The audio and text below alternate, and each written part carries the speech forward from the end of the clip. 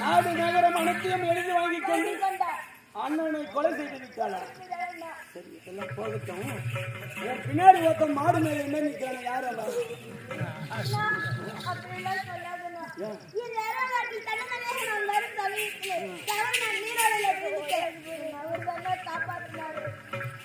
அந்த வழியா வேற யாரும் போல அங்க ஒரு கூட்டம் உட்காந்துச்சு. அவங்க பார்த்துருந்தாங்க.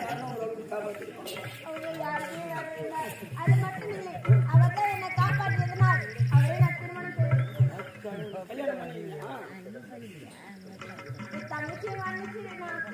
மன்னி நான் என்ன மன்னிக்க போறேன்? உன்னோட வாழ்க்கையை நீயே தேர்வு செய்துக்கிட்ட. ஆனா இறைவன் உன் தலையில போட்டுக்கிறான். நீங்க என்னவா பேசிட்டு இருக்கீங்க? அவர் யார்? அவரு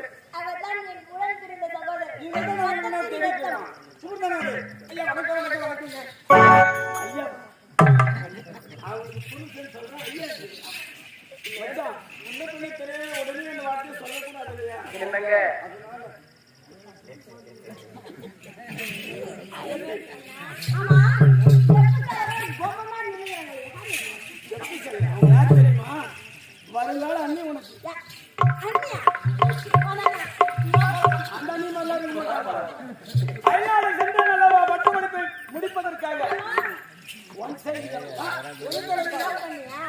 நான் பண்ணுவேனா?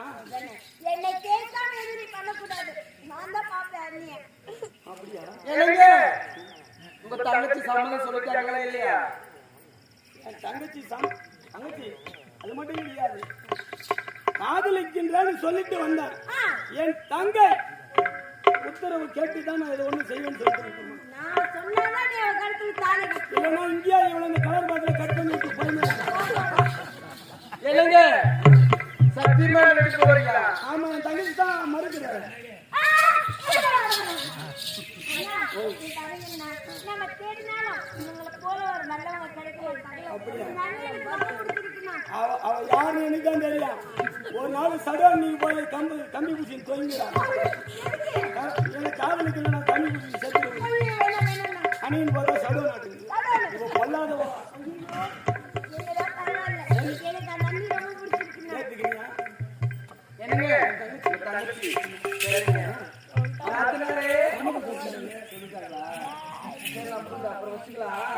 அது ஒருத்தர் தனியா இருக்கிறாரு. அவர் யாருங்க? எனக்குதான் வருவது தெரியும். எங்க மச்சான். உங்க மச்சானா? அவர்தான் ஓய்வுல பண்ண பாட்டு கொடுத்துருக்காரு.